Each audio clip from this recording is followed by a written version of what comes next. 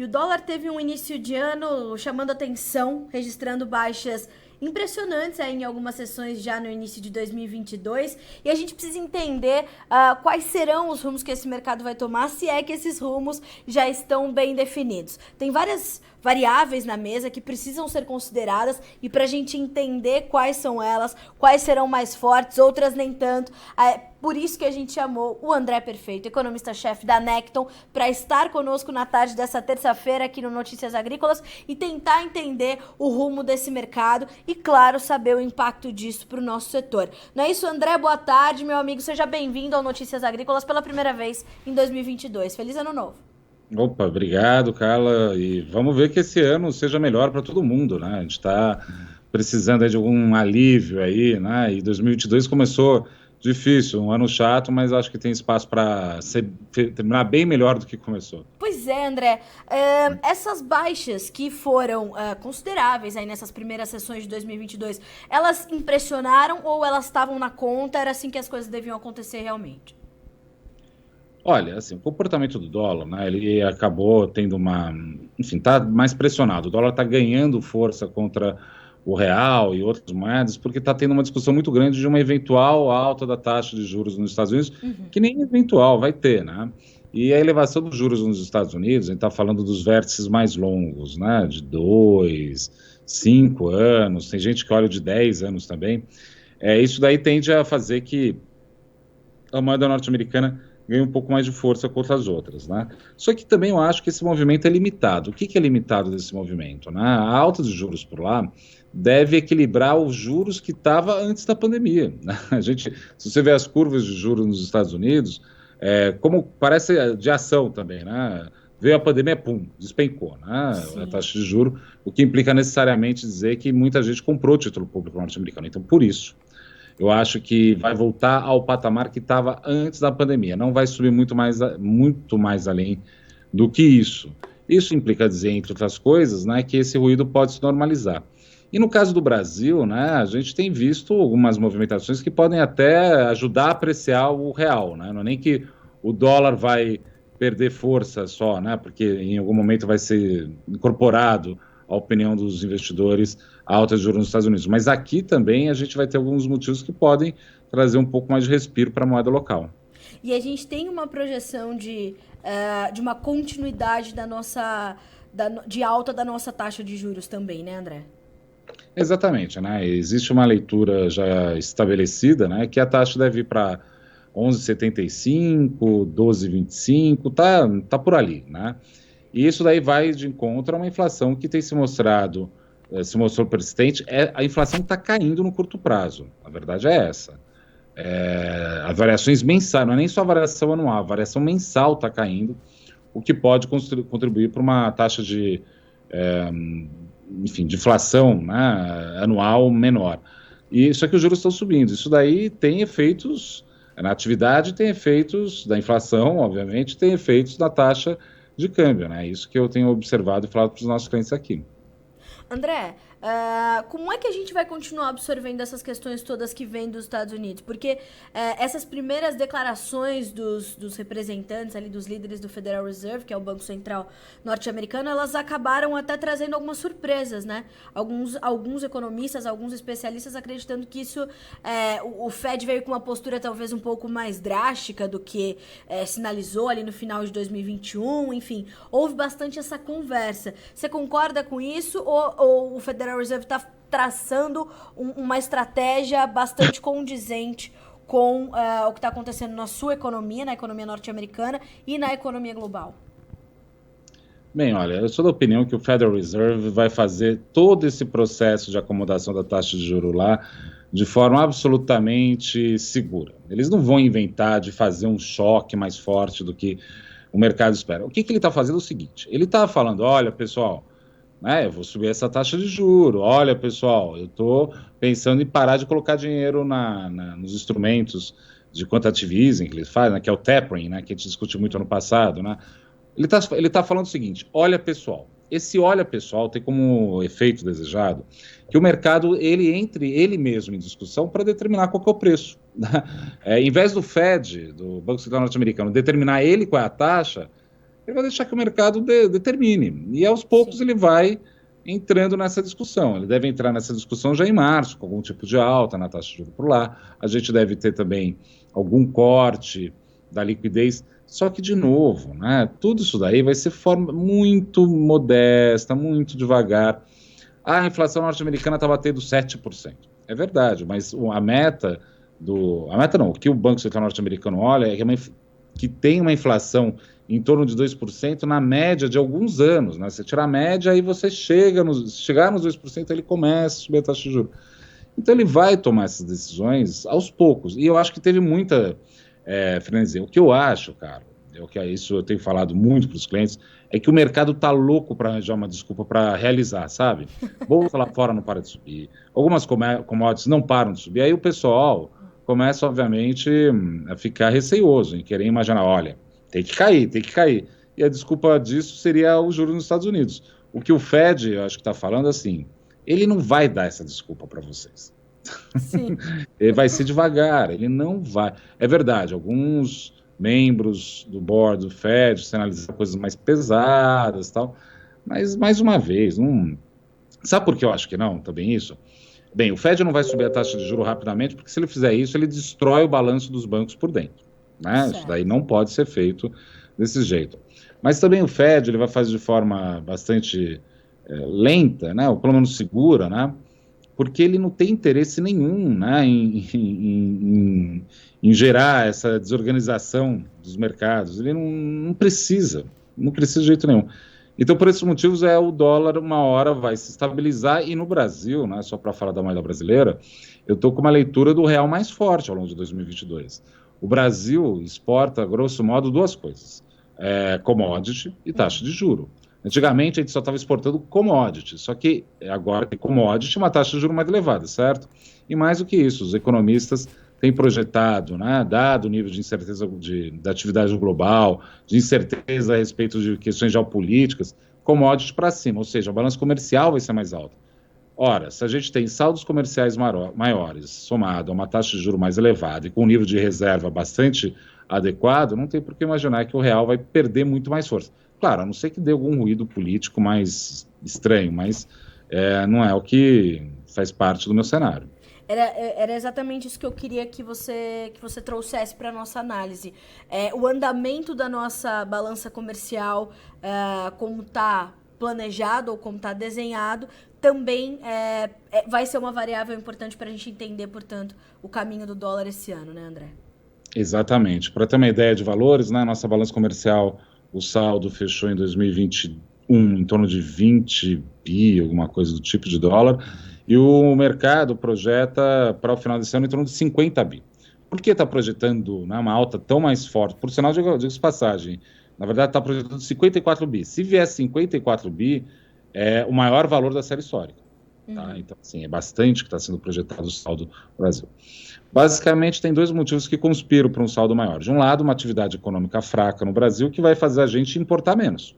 Né? Sim. As pessoas vão comprar menos celular, né? Menos, enfim, que seja. Né? Não tem muita renda para comprar externo. E você tem, simultaneamente, né, um nível de preços muito bons lá fora. Né? O Brasil é um dos maiores produtores, por exemplo, de tudo, né? Soja, milho, petróleo. A gente produz mais petróleo que o Kuwait, por exemplo. Né? Então, enfim, a gente é uma potência também de exportação disso, uma parte importante da discussão. Então, isso para colocar que a gente tem essa perspectiva ainda melhor, o que pode contribuir para um real um pouco mais forte. Quer dizer que vai para R$ 4, Carla? Não, não quer dizer, mas assim, se eu fosse apostar, tem mais cara de R$ 5 do que de R$ 6 ao final do ano a moeda brasileira, a moeda americana, desculpa. Certo. André, quando a gente olha ainda aqui para o Brasil, é um ano de eleições presidenciais. Isso pode ser, pode trazer um peso grande para o andamento desse mercado, ou com um cenário que parece estar mais claro do que na última eleição, ou talvez tão turbulento quanto, mas um pouco mais nítido, ele vai dar menos espaço de volatilidade para o andamento da moeda em função desta variável, da variável eleição presidencial especificamente? Então, a questão da eleição, assim, eu vou colocar da seguinte forma a discussão. Eu acho que nunca a gente teve uma eleição no Brasil tão antecipada e discutida. Né? A gente está vendo pesquisa eleitoral desde 2020. Então, assim, eu acho que já está, em alguma medida, sabido. O que está sabido? Né? É que a gente tem o ex-presidente Lula e o presidente Bolsonaro disputando aí o segundo turno com uma vantagem para o ex-presidente Lula. Né? Eu sei que tem algumas pessoas que são reticentes a respeito de pesquisa eleitoral, mas eu, como economista, não tenho o que eu vou usar. Eu tenho que usar as pesquisas. E está muito claro que é isso. Agora, vale notar que não me parece, por hora, que vai ter grandes mudanças por conta de eleição. Né? A gente sabe que o atual presidente, o presidente Bolsonaro, está numa situação muito difícil, a economia está muito fraca. Está tão fraca que ele mesmo está tendo que fazer gastos volumosos. Teve a PEC dos precatórios para liberar um dinheirão. Né? Então, porque ele sabe que ele precisa começar a transferir renda o mais rápido possível, senão ele perdeu a eleição. A discussão mesmo a respeito do reajuste dos policiais federais tem essa intuição também para o presidente. Ele quis ajudar a base eleitoral dele. Enfim, isso daí está gerando uma confusão danada, mas enfim, foi a estratégia dele, porque ele sabe que economicamente ele está muito fragilizado, né? No curto prazo, né, em termos políticos. Então, vai ser esse tipo de eleição que acho que os elementos já estão na mesa. Vai aumentar muito mais a volatilidade? Bem, nunca dá para falar que não, porque eleições no Brasil sempre são bastante animadas, né? Agora, também também não dá para saber disso a priori, né? Eu acho que tem aí uma perspectiva ainda de uma volatilidade relativamente estável, se bem que mais alta de que outros anos, por ser normalmente um ano eleitoral. No cenário político, a gente pode ter outros fatores que possam ser mais agressivos ao mercado do que a própria eleição, por exemplo, André? Sim, se o presidente Bolsonaro insistir em disciplina fiscal. O que eu estou querendo dizer com isso, por exemplo? Está tendo agora a questão da greve dos funcionários públicos, dos funcionários federais, né? Sim. Banco Central, auditores fiscais, enfim, né, da Receita Federal, todas essas classes estão fazendo greve, né? Imagina o presidente realmente resolve dar aumento para todo mundo. Enfim, né? Ele vai ter que saber lidar com isso. E o presidente Bolsonaro, e eu não faço aqui uma crítica exatamente, né? Ele tem um estilo de governar que é um estilo bastante intuitivo, né? Muito pouco coordenado, né? Tantas vezes os ministros dele tendo que, enfim, ir atrás de resolver algumas questões, né? Isso daí pode ser um problema, mais do que a eleição propriamente, porque isso daí pode implicar uma descoordenação de vez das contas públicas, o que pode fazer juros subir. Juros subindo, você pode ter um efeito pior na atividade econômica. Para o setor agrícola, até pode ser bom, porque mais ruído, mais incerteza. Mais incerteza, mais dólar para cima. E muito da receita de muitos dos produtores agrícolas é em dólar. Então, até aí tudo bem. Só que tem uma parte gigante do agronegócio que não é em dólar. É em moeda local, né? Alguém que está vendendo, né, alface para uma cidade, alguém que está vendendo leite para uma região, enfim, não é a exportação. Né? Então, e mesmo os custos de produção, né, André? Mesmo os custos de produção que estão projetados para serem elevadíssimos para a próxima safra do Brasil, e tem né, a maior parte desses insumos são importados, e a gente essa questão também vai pesar diretamente no bolso do produtor, mesmo que ele exporte em dólar, né, André? Tem isso que bate também, mas assim, o que o agronegócio tem é um hedge natural, para se dizer, ele vende em dólar, né? Então, assim, parte do agronegócio, porque o agronegócio é o mundo, né? Às vezes tem produtor que tem, enfim, não exporta, né? Por causa desse jeito, né? Apesar do preço dessas mercadorias serem cotadas em algum momento em dólar, depende da mercadoria, né? Você não tem, até segunda ordem, alface na Bolsa de Chicago, né? Ainda não. Ainda não, quem sabe um dia. Mas, assim, o que a gente tem é essa situação que, se está ruim, em alguma medida pode não estar tão bom para o agronegócio, vai estar muito pior para o resto da economia. E isso implica dizer que o setor especificamente do agronegócio, por mais que não dê lucro tão forte, como foi outra situação, ele ganha em termos relativos aos outros setores, o que faz em termos líquidos, ou seja, que o produtor acabe se beneficiando contra, não é contra, mas assim, se você observar em termos relativos aos outros setores. Enfim, é uma conta difícil no sentido de que se o Brasil não cresce, né, Carla, vira rouba-monte, né? Isso daí que a gente quer mais que o Brasil volte a crescer para sobrar para todo mundo, né? E André, como é que a gente entende tudo isso com as projeções, por exemplo, nessa segunda-feira do Boletim Focus, né? Trazendo um crescimento aí para o Brasil de pouco mais de 1,7%, um pouco mais de 1,5%. É exatamente isso que você falou, né? Essa fraqueza da economia que ainda inspira alguns cuidados e alguma preocupação quando a gente olha para o andamento da nossa moeda. Eu acho que é um pouco de tudo, né? Quer ver um exemplo, né? O rendimento médio real habitual. O que é o rendimento médio real habitual? É uma pesquisa que o IBGE faz e ele tenta responder a seguinte pergunta: quantas pessoas, de forma habitual, recebem por mês? Por que habitual? Porque, vamos supor, você tem o auxílio emergencial. Você concorda que a renda das pessoas subiu do dia para a noite, né? Claro. Ele tira isso, ele fala assim, olha, habitualmente você está recebendo quanto, né? E ele faz uma conta descontada a inflação, ou seja, você pode receber R$1.000 hoje, diferente de R$1.000 há um ano atrás. Total, né? sim. E se você observa o rendimento médio real habitual dos brasileiros, está no pior patamar desde março de 2012. A renda das pessoas caiu fortemente. A massa salarial, que é o conjunto desses rendimentos multiplicado pela quantidade de pessoas que têm rendimento, né? Ou seja, o conjunto de dinheiro que tem na mesa, né? Quantas fichas tem na mesa para a gente jogar, né? Em termos reais, está no patamar do pior momento da crise da pandemia. Então, assim, vai crescer? Resposta, não tem como. Agora, a boa notícia, e isso daí, obviamente, é terrível falar desse jeito, mas é isso mesmo, mas a boa notícia é que está ruim. Está tão baixo, que na margem vai parecer que melhorou. Né? Então, esse é o jogo que a gente está. Então, a economia não vai crescer em 2022. Juros não estão subindo? Tá. A gente não está com uma demanda fraca? Tá. Tem essa questão da Omicron, que não vai ter lockdown, é verdade, mas a quantidade de gente que não está podendo ir trabalhar, né? Então, enfim, tudo isso daí vai desacelerar e deixar fraca. E mais do que isso, o presidente Bolsonaro, né, e aí aponto essa questão que eu acho importante, o Palácio do Planalto, não está com nenhum plano claro do que ele quer fazer para melhorar a atividade econômica no Brasil, né? No sentido de, não que é só, ele tem o Auxílio Brasil, ele tem essas questões que ele está querendo fazer, só que está de mãos atadas, não é nem culpa só do presidente nesse sentido, né? Eu acho que o conjunto de decisões feitas em períodos anteriores construiu uma situação efetivamente muito difícil para esse ano, que pode ser mitigada por alguns fatores. Um deles, e o principal, na minha opinião, é que os níveis estão tão baixos que qualquer coisa já indica algum tipo de melhora na margem. As comparações, elas são difíceis de serem feitas justamente por conta de termos um ano completamente fora da curva, como foi 2021, né, André? Tem isso, né? Começou em 2020, 2021 a gente, né? 2021 até a gente conseguiu encaminhar algumas questões, por incrível que pareça.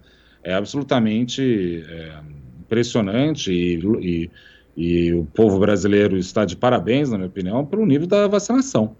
Né? Não fosse a vacinação, a gente estaria agora discutindo uma terceira onda letal. A gente não está discutindo uma terceira onda letal. A gente está discutindo uma terceira onda que vai infectar muita gente, mas que não está morrendo muita gente. Imagina se a gente não tivesse vacinado né, na velocidade que a gente vacinou. Isso seria um problema. Isso daí tem a ver com uma capacidade do SUS muito importante e o fato do brasileiro, de forma geral, entender que vacina não é o fim do mundo, né? Existe necessidade. Então, tem isso que eu acho que melhorou na margem. Mas, de novo, é uma situação que vai melhorar mesmo no curto prazo? Não tem como melhorar no curto prazo.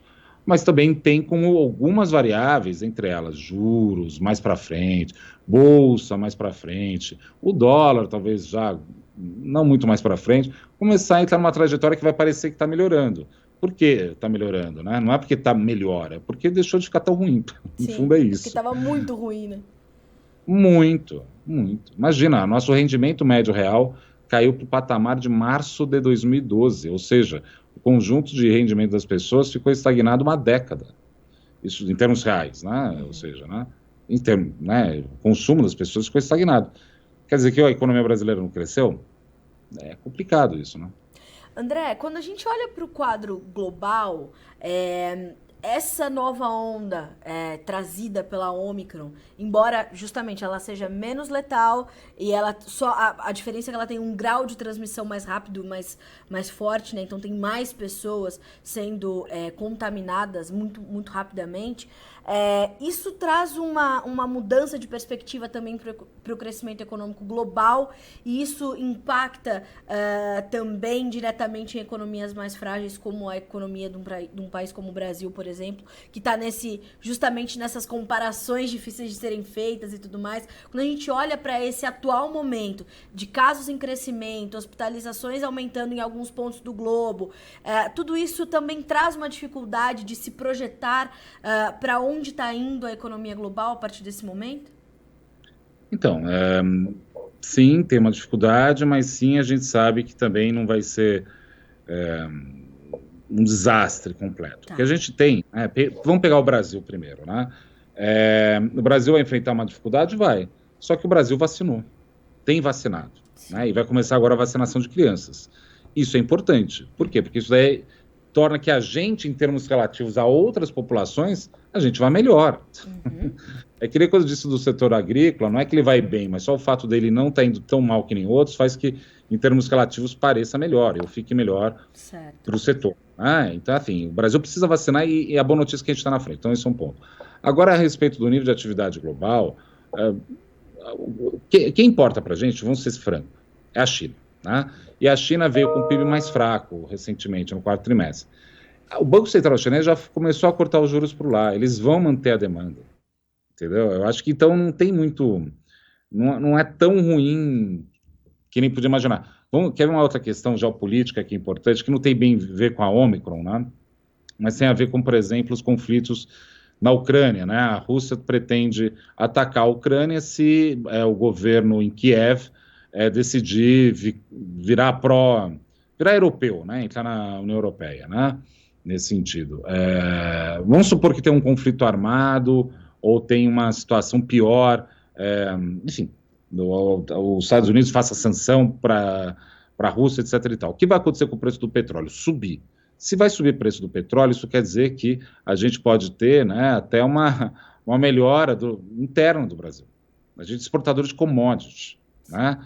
E isso daí coloca a gente numa situação única. Então, por mais que piore, né, algumas questões, eu acho que em termos relativos aos outros, não estamos tão mal na foto, por assim dizer. Então, isso daí pode criar algum alívio. André, a gente vai acompanhar todo esse cenário e você vai continuar conosco aqui no Notícias Agrícolas sempre. Eu te agradeço muito por estar conosco na tarde dessa terça-feira para a gente começar a entender para onde vai esse mercado, né? Como é que deve se comportar o dólar frente ao real. Você trabalha com um patamar já para a moeda americana, André? Embora você tenha me colocado, né? Tá mais para 5 do que para R$6. Isso, estou com 5,40, mas deve ser menos, talvez, ao longo de 2022, porque talvez eu esteja errado, claro, né? Mas assim, eu estou mais otimista que a média. Eu acho que a combinação de juros em alta, saldo comercial positivo, reservas no patamar adequado e China indo bem e commodities mantendo elevado, não tem por que a gente pensar de um câmbio tão mais fraco, não. Acho que o real pode se fortalecer um pouco, né? Eu acho que esse que é o tom para 2022. André, muito obrigada mais uma vez pela generosidade de estar conosco, de dividir essas informações com a nossa audiência e as portas estão sempre abertas para ti. Volte sempre. Obrigada, André.